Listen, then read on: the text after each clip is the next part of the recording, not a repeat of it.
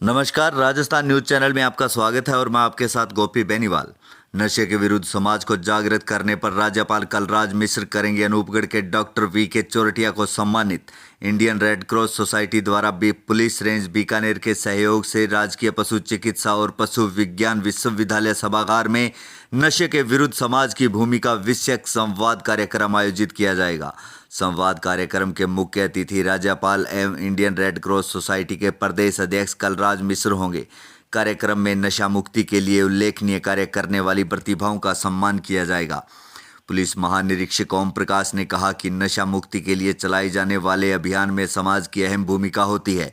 इसके मद्देनज़र पुलिस द्वारा इसके विरुद्ध सघन अभियान चलाए जा रहे हैं। इन प्रयासों का उद्देश्य है कि आमजन नशे से दूर रहें। नए जिले अनूपगढ़ में डॉक्टर वीके चोरटिया नशे के विरुद्ध समाज में जागृति ला रहे हैं। इनका उद्देश्य है अनूपगढ़ जिला नशा मुक्त हो। कार्यक्रम में रेंज के चारों जिलों के पुलिस अधीक्षक और पुलिस के अन्य अधिकारी, विश्वविद्यालय के स्टाफ सदस्य सहित विभिन्न संस्थाओं के प्रतिनिधि और आमजन मौजूद रहेंगे। हाँ जी सर, हमें ये बताइए नशे के विरुद्ध आप समाज में कैसा क्या कर रहे हो कि राजस्थान के राज्यपाल श्री कलराज मिश्र ने आपको सम्मानित किया है। नमस्कार, मैं डॉक्टर वीके चोरटिया आपका बहुत बहुत धन्यवाद प्रेषित करता हूँ।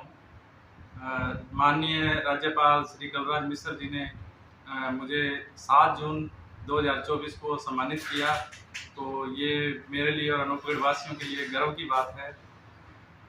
नशा जो हमारे क्षेत्र में दिनों दिन पैर पसारता जा रहा है जी, ये हमारे समाज की एक बहुत ही बड़ी सामाजिक बुराई है। जी जी, तो इसके प्रति हम मरीजों को कैंप के थ्रू शिविर लगाकर कुछ मरीज जो असहाय हैं, असमर्थ हैं, उनको हम निःशुल्क परामर्श देकर जी। तो नशे के विरुद्ध आप ऐसा क्या समाज में ऐसा क्या काम कर रहे हो सर? इलाज दे रहे हैं जी, जी। जिससे कि वो उन्होंने नशा छोड़ा है। जी जी, नशा छोड़ने की प्रक्रिया बड़ी पेचीदा है, जी जो कि एक लंबे टाइम का प्रोसेस है। उसमें हम मरीज के अंदर मोटिवेशनल इन्हांसमेंट थेरेपी होती है। जी, जी जी, मतलब हर मरीज को मोटिवेट किया जाता है जी, जी। इस थेरेपी के अंदर कि आप भी नशा छोड़ सकते हैं, जी आप भी समाज के अंदर वो भूमिका अदा कर सकते हैं जो कि एक नशा नहीं करने वाला करता है इंसान। जी, जी जी, लेकिन नशे में जो भी व्यक्ति गिर जाता है, वो व्यक्ति जी अपने आप को डिप्रेशन में फील करता है, अवसाद की स्थिति में फील करता है। जी, वो जी। आगे आने वाले अपना भविष्य उसको अंधकार में लगता है। जी। वो लगता है कि मैं समाज का एक बहुत ही खराब हिस्सा हूँ। तो जी। हम उसके अंदर वो नई ऊर्जा भरने का प्रयास करते हैं, जी जी, जिससे कि वो वापस मुख्य धारा में आ सके, अपने घर का कामकाज में हाथ बटा सके, अपने बच्चों की लालन पालन अच्छे से कर सके। बहुत सारे ऐसे मरीज हैं जो कि नशा लेते थे पहले, जी और नशे के अंदर जैसे कि हम सभी जानते हैं कि जो नशा लेते हैं कहीं ना कहीं आपराधिक गतिविधियों में भी संलिप्त हो जाते हैं। जी, जी जी, तो अगर वो डॉक्टर से, चिकित्सक, मनोरोग चिकित्सक से अगर सुचारू रूप से ट्रीटमेंट लेते हैं, जी प्रॉपर चिकित्सकीय परामर्श लेते हैं, तो उन मरीजों को मुख्य धारा में आने में बहुत ज़्यादा सहायता मिलती है और धीरे धीरे वो अपनी डोज कम करते जाते हैं। और पहले ही दिन से मरीज का जो भी नशे के अंदर जो पूरे दिन डूबा रहता था, जी, जो जी। कि काम करने की स्थिति में भी नहीं था, वो जी। डॉक्टर के एक मानक जो भी होता है, स्टैंडर्ड जो ट्रीटमेंट होता है, जी। उसके अकॉर्डिंग वो ना तो वो नशे में ज्यादा महसूस होता है लोगों को, जी। ना ही वो ऐसी स्थिति में आता है कि वो काम नहीं कर पाए। जी, क्योंकि जी। नशा करने के बाद ज्यादातर मरीज क्या करते हैं, उन्माद की स्थिति में रहते हैं, जी या वो नशा लेके सो जाते हैं, बेहोश हो जाते हैं। तो इन स्थिति से उबर के वो एक मुख्य धारा में अपना काम करता है, धीरे धीरे उसमें जागरूकता आती है और उसके अंदर एक मोटिवेशन होता है, जी, जी। उसके अंदर खुद के अंदर एक सेल्फ कॉन्फिडेंस डेवलप होता है, जिसकी वजह से वो मरीज अपने काम को और अच्छे तरीके से करता है। जी, जी। और धीरे धीरे हम इन मरीजों में जैसे एल्कोहलिक एनोनिमस ग्रुप होते हैं, जी, उसमें जी। क्या होता है, कुछ लोग जो नशा छोड़ चुके हैं और कुछ लोग जो नशा कर रहे हैं, उन लोगों को आपस में बिठा के तो उन लोगों की बातचीत करवाई जाती है। जी। जो छोड़ चुके हैं नशा, वो लोग उन लोगों को मोटिवेट करते हैं कि भाई आप भी नशा छोड़ सकते हैं, क्योंकि मैंने भी छोड़ा है। जी, जी, जी। सर नशे की कितनी स्टेजें होती है? जैसे मान लो बंदा नशा करने लग गया, उसके घर वालों को कब पता चलेगा भी हमारा बच्चा नशा करने लग गया? घर जी जो कि सबसे छोटे छोटे नशे में गिनती होती है। जी जी तो हमें जो जो डोज होती है नशे की वो बहुत ही कम मात्रा में होती है स्टार्टिंग में। जी धीरे धीरे धीरे जैसे अभी मैं बात करूं चिट्टे का नशा है जो जी चिट्टे का हर नशा बहुत ही कम मात्रा से स्टार्ट होता है, लेकिन जी जैसे चिट्टे का नशा है वो कम समय के लिए काम करता है। चिट्टा जी मतलब शॉर्ट एक्टिंग होता है तो वो शॉर्ट एक्टिंग में क्या करता है, शॉर्ट एक्टिंग में किक देता है। जी मतलब हर किसी भी नशे करने वाले को या कोई नॉर्मल इंसान जैसे ही नशा लेता है तो उसको एक किक मिलती है, जी मजा मिलता है। जी वो मजा उसको थोड़ी डोज से मिलता है, धीरे धीरे मतलब थोड़े ही समय के अंदर वो उसकी डोज बढ़ती है, इंक्रीज होती है समय के साथ। जी और जैसे जैसे डोज इंक्रीज होती है तो जो भी नशे करने वाला इंसान है उसकी गतिविधियों में परिवर्तन होता है। जी दूसरा ये नशा महंगा बहुत है, जी तो उसको प्राप्त करने के लिए या तो घर पे झूठ बोलना पड़ता है, जी चोरी करने में भी कुछ मरीज संलिप्त हो जाते हैं और कुछ आपराधिक गतिविधियों तक में संलिप्त हो सकते हैं। सर एक बात और पूछना चाहता हूँ मैं बीच में, एक नया नशा नाम सुना है सर, एमडी, हाँ जी। वो क्या चीज है सर? एमडी होता है मिथाइल फेनिडेट जी। नशा होता है, ये है सीएनएस स्टिमुलेंट। जी जी ये हमारे ब्रेन को सब जितने भी नशे हैं वो हमारे ब्रेन पर अटैक करते हैं, जी जी दिमाग पर अटैक करते हैं, क्योंकि नशा एक्चुअली में एक बीमारी है। जी हम सिर्फ उसे एक नशे के रूप में देखते हैं कि ये जानबूझ के कर रहा है, जबकि ऐसा नहीं है। हो सकता है शुरुआत में कोई भी मरीज है वो जानबूझ के करे नशा, जी जी वो उसकी पहली बार जो उसकी चॉइस होती है वो हो सकती है, लेकिन अगर एक बार कोई भी इंसान किसी भी नशे की चपेट में आ गया जी तो फिर उसके पास कोई चॉइस नहीं होती, जी फिर वो एक बीमारी का रूप ले लेती है और उसके लिए पूरे समाज को उसकी हेल्प करनी चाहिए। हमें जो भी ये नशा करने वाले मरीज हैं जी जी ये कहीं ना कहीं मानसिक रोगों से भी पीड़ित होते हैं जी जी और इन लोगों को सहानुभूति की दृष्टि से देखना ज्यादा जरूरी है समाज के नजरिए की तरफ से। जी। इसमें शिक्षक की बहुत भूमिका है, प्रशासन की भी भूमिका है, जी जी डॉक्टर की भूमिका है जी जी और समाज के हर माँ बाप की भूमिका है कि वो एक दूसरे के बच्चे का ध्यान रखें। जी जी जी तभी इस नशे के ऊपर काबू पाया जा सकता है। जी और एमडी जो नशा है अभी बहुत ज्यादा खतरनाक और बड़ी तेजी के साथ बढ़ रहा है। ठीक। और अनूपगढ़ क्षेत्र की जनता को आप क्या संदेश देना चाहते हैं सर? नशे के विरुद्ध कहाँ तक जाना चाहिए बंदे को, क्या करना चाहिए? नशे के विरुद्ध देखो हम जैसा कि मैंने अभी बताया कि हमें जी। क्यूमुलेटिव प्रयास करना पड़ेगा। जी, जी। सामाजिक तौर पे हमें क्यूमुलेटिव, सबसे पहले तो हमें जैसे कि हम अभी मैक फाउंडेशन है हमारे जी। जो नाटक मंचन होता है जी। तो प्राइमरी स्टेज है वो, उससे क्या है कि हम बच्चों के अंदर ये उनको दर्शा रहे हैं नाटक के थ्रू कि भाई आपको आगे नशा नहीं करना है। जी ये नशा नरक का द्वार है, नशा नाश का द्वार है।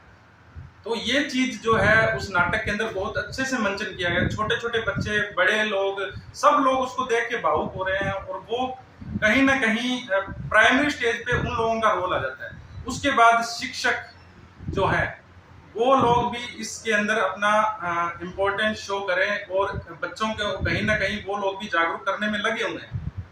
जी टीचर की बहुत बड़ी भूमिका है इसके अंदर, क्योंकि जो भी नशा करते हैं वो लोग क्या करते हैं, जिज्ञासु प्रवृत्ति के फलस्वरूप करते हैं, क्योंकि वो उनके मन में एक जिज्ञासा रहती है कि मैं नशा करूंगा तो मुझे कैसा फील होगा।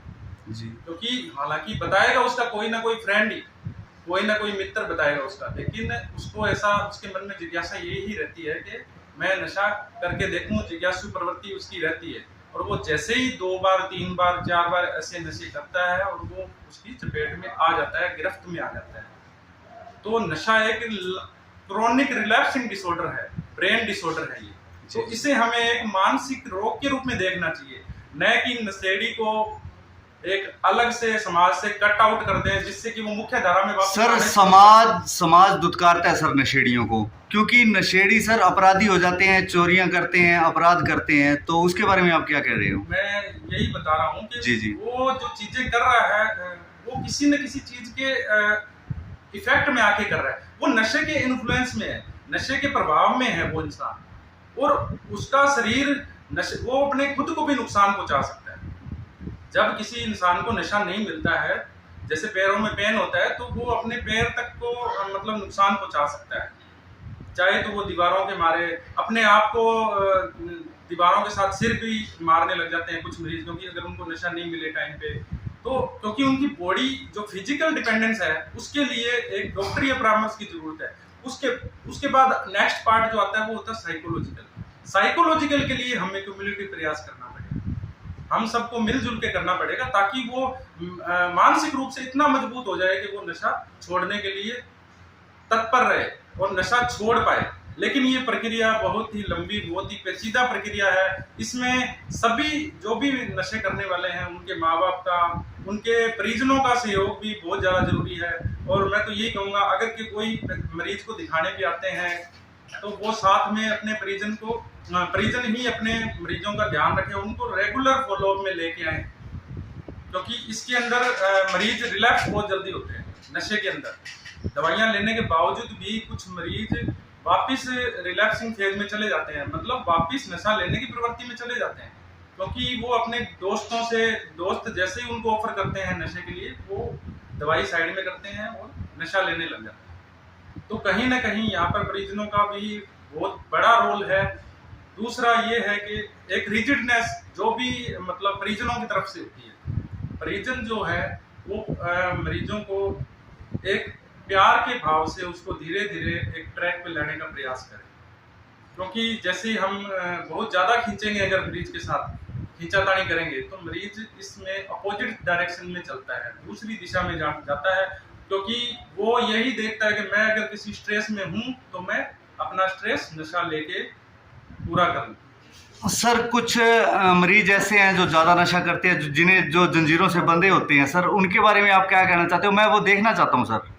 जंजीरों से बंधे हुए मरीज, हमारा एक फाउंडेशन है निष्काम फाउंडेशन, जी जी, तो उसके थ्रू हमारा मुक्ति प्रोग्राम चल रहा है, जिसमें कि हम जंजीरों से बंधे हुए मरीजों को घर घर जाकर देखते हैं निःशुल्क। और हमारे जो भी अपने अनूपगढ़ के आसपास के एरिया हैं, तो यहाँ पर गड़साना हो गया, 10 DD हो गया गांव, रावड़ा है, हनुमानगढ़ डिस्ट्रिक्ट में काफ़ी गांव है, मोदू नगर है, सरंगसर है, डीडियासर है, तो पल्लू है। तो इन जगहों पे जाके मैंने खुद ने मरीजों को देखा है, हमारा जो निष्काम फाउंडेशन है उसके थ्रू। तो उसमें हम निःशुल्क परामर्श देते हैं मरीजों को, और बहुत सारे मरीज ऐसे हैं जो कि दवाइयाँ लेने के पश्चात उनकी जंजीरें खुल चुकी हैं और वो मुख्य धारा में आ गए हैं और अपने घर वालों की सहायता कर रहे हैं, और उनको आर्थिक रूप से और अपने शारीरिक रूप से उनकी मदद कर अपने घर परिवार को आगे बढ़ाने में वो हिस्सेदारी शो कर रहे हैं। एक 15K का पेशेंट है, वो अभी नरेगा में काम कर रहा है, जो 15 साल से जंजीरों से बंधा हुआ था एक पेड़ के साथ। तो ऐसे बहुत सारे एग्जाम्पल हैं। तो मानसिक रोगों का इलाज संभव है, ये हम सभी को समझना चाहिए। इसके लिए जागरूकता की बहुत ज़्यादा जरूरत है। झाड़ फूंक टोने टोटके इसका इलाज नहीं है।